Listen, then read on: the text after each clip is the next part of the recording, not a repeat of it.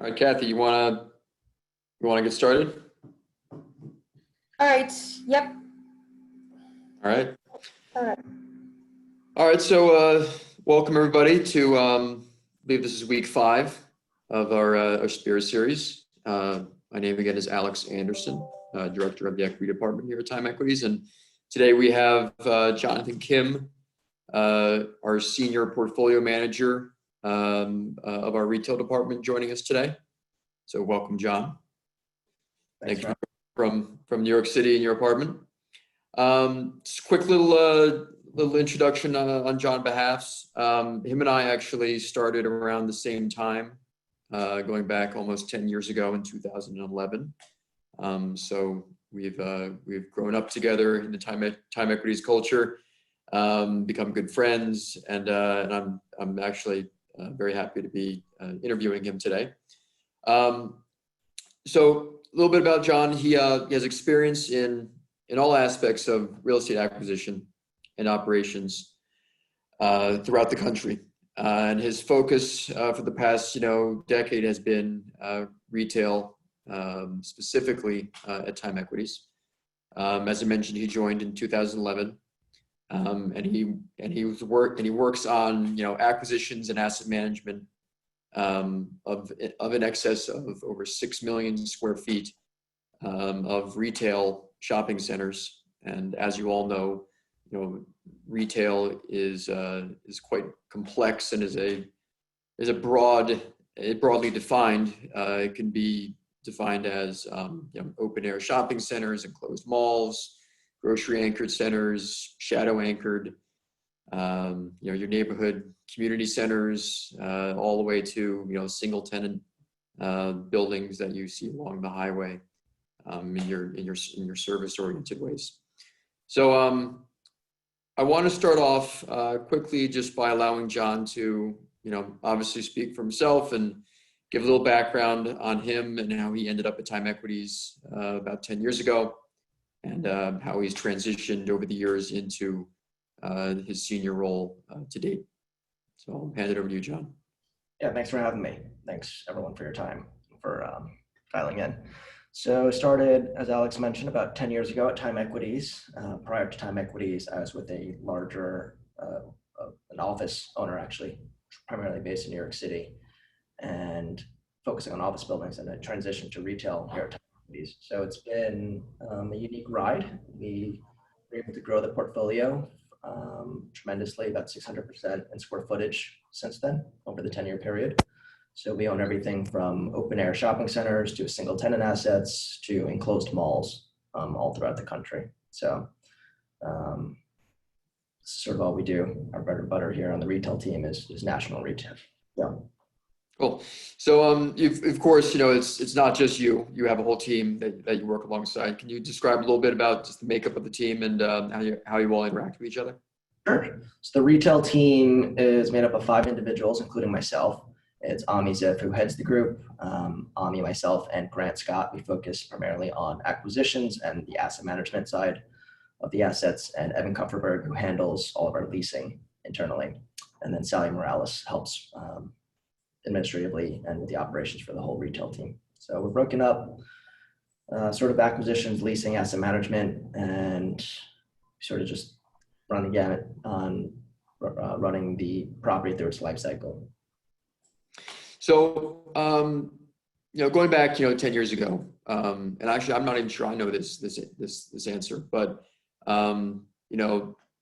pre-global financial crisis, what was Time Equities retail portfolio like at that time in terms of maybe just number of assets and everything?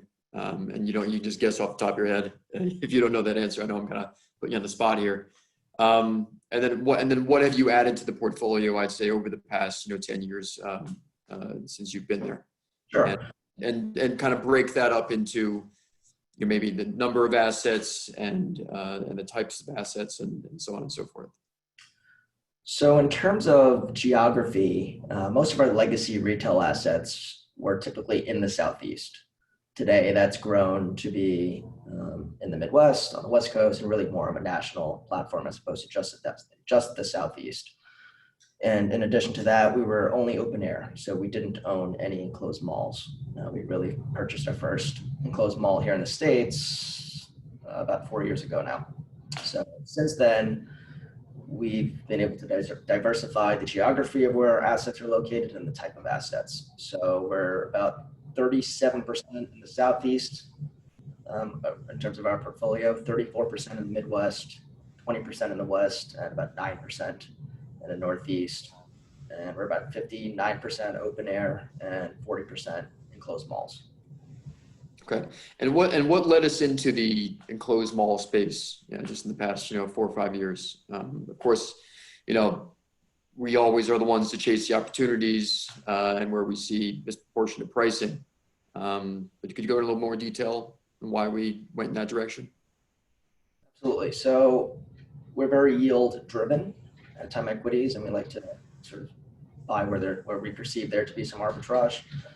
We perceive there to be a good opportunity with enclosed malls based on where they were typically trading, especially compared to their replacement costs.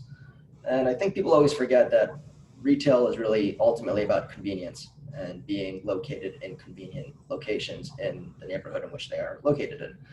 Malls tend to be on Main and Main in whichever neighborhood you're in. And so we felt that there was a good opportunity to buy irreplaceable dirt in these markets where we can reposition some of the asset and add some value, albeit it be retail, further retail, or diversifying and densifying the site itself. And what would be the, and again, you can open this up to open air as well, but in terms of metrics, when you look at a property from as being a proper acquisition candidate, what criteria are you looking for? Obviously from a yield standpoint, but also price per square foot and just overall business plan and execution of it going forward. Sure. So being yield driven, we're typically looking for assets in the 9% plus cap rate range. And just given those parameters, we're typically in more secondary or tertiary markets in some instances. And really just looking for sustainable rentals and sustainable dirt. So properties where if a tenant were to go out, where we feel confident that we can backfill it with a comparable or replaceable tenant, and really just how sustainable the rent roll is today. Are rents 30% above market? Are they at market? Are they below market? And where can we go in and add some value there? Okay. And once we buy a property, and this is something that I found out not too long ago. Of course, if you look at other asset classes like office and industrial and so on and so forth, there's a asset management, property management dynamic to it. But it's pretty, standardized across those asset classes. However, when it comes to retail, I soon came to realize that there's a whole nother element of having the relationship with the tenant, whether it be, the actual general manager at the store or all the way up to the national retail level as well. Could you just describe a little bit about the relationships that you have to maintain and how you interact with the tenants in the actual physical stores themselves, checking in on them on a month-to-month basis, and even some of the conferences that you wind up going to throughout the year just to stay on top of the ball?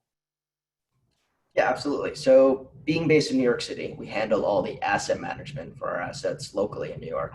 And we hire third-party management and leasing to be our sort of boots on the ground locally. So we have over 100 property managers and leasing agents in each market where we own an asset. So from a local standpoint, we rely heavily on our local managers to maintain relationships with the general store managers, with the tenants themselves. And then more sort of globally, we have national relationships with national tenants. And there's a lot of sort of synergies within retail where we can call someone like a Dollar Tree, who's a large tenant of ours, and look at 10 of our sites together across 10 different states. So we have those relationships that we built and maintain through networking, and ICSC is a large retail organization for retail professionals. Okay. And I'm assuming that, that not only helps from an asset management, property management standpoint, but from an acquisition dynamic, you can lean on those relationships, especially the national retailers, to identify locations where they either need to be, or if they're in a secondary location, maybe there's another asset nearby that they prefer to be in, and you can target that location as a potential acquisition. So that's the one thing that I appreciate a lot about the retail department, in terms of there's just a whole nother layer of relationships that need to be maintained in addition to just the brokers and everything that you're working with. Yeah, absolutely. And besides the relationships, which are all, very important, we're able to just keep a pulse on what the tenants are doing and what they're looking for and what their next steps are, long-term vision. So that helps us sort of understand and underwrite where tenants should be and really want to be ultimately in the near term and in the long term. Yeah, makes sense. So I guess we'll get to the good stuff now. So COVID, I'm sure a lot of people on this call have logged in to kind of just hear a little bit about our experience in that asset class, and maybe more so just about how we're dealing with it on a case-by-case basis, because what I've seen and heard over our town hall meetings is that it's very much property by property, rather than it being geographic. So maybe just if you could highlight in terms of just overall collections across the retail portfolio, and if there's even a breakup between the different types of retail as well, and then go into a little bit of detail on how you're making various accommodations with tenants and workouts, and ultimately the goal you're trying to get to with these renegotiations and everything.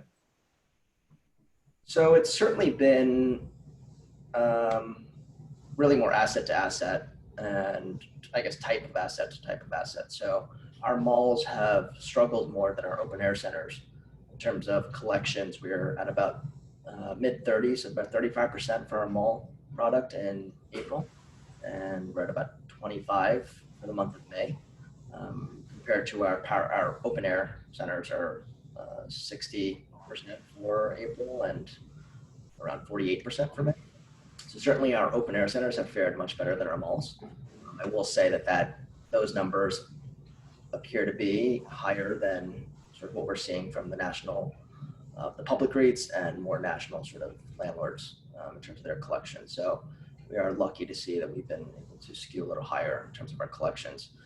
We've been inundated with tenant requests for rent deferrals and rent abatements, and we are on calls daily with all of our tenants, from the local mom and pop barbershop to national tenants, and really trying to be creative and help everyone where we can, and trying to understand where the pain points are, and really who's hurting the most, and how we can best assist them during this time. So we've certainly been busy with those requests and tenant workouts. What do you think, touching back on that point, why do you think that our retail has, collected better or had better collection rates than some of the publicly traded companies out there? I think a lot of it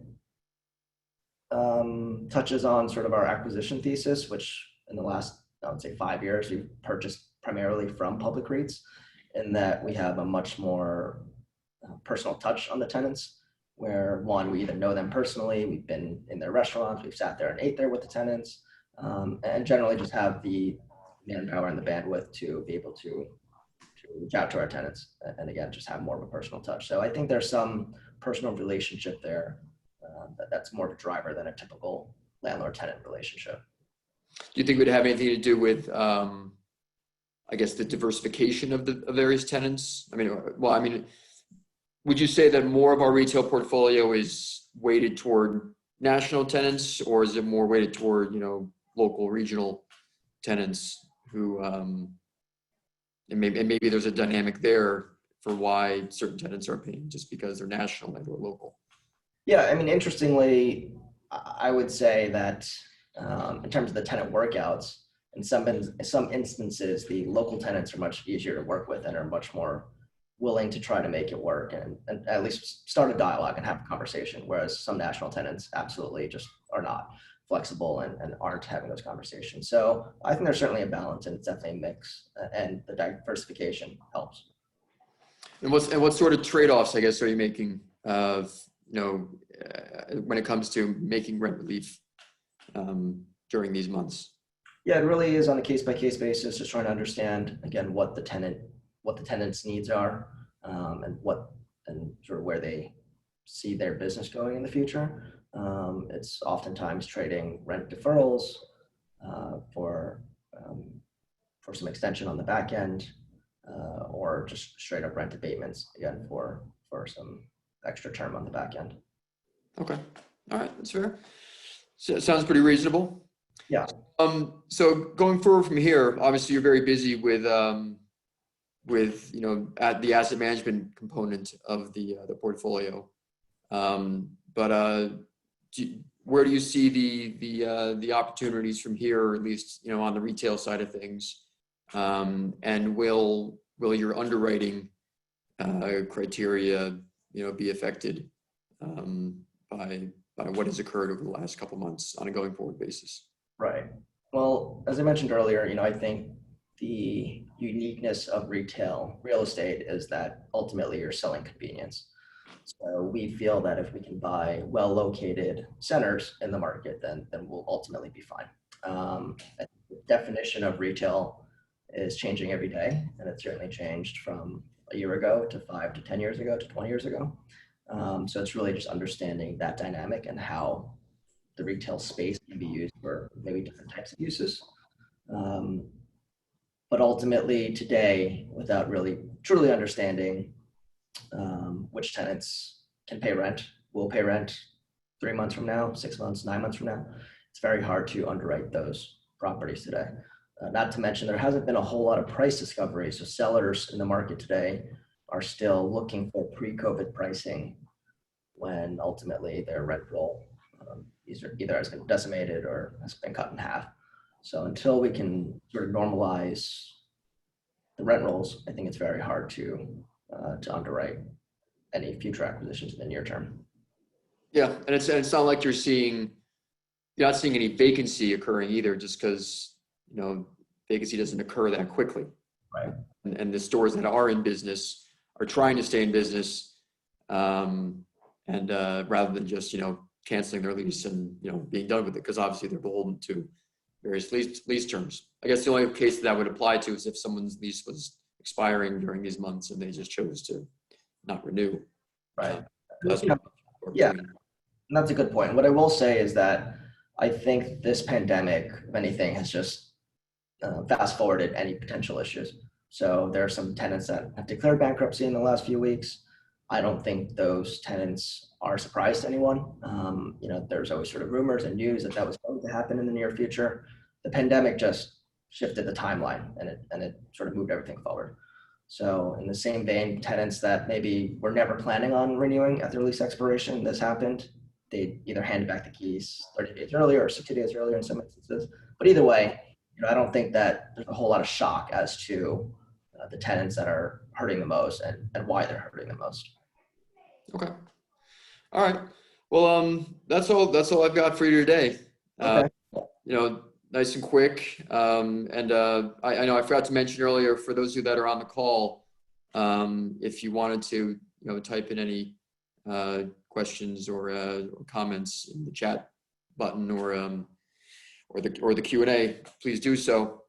Otherwise, if you guys want to email me or call me afterwards, and I'd be happy to facilitate various questions and answers amongst the team and with John, and get back to you in a timely way.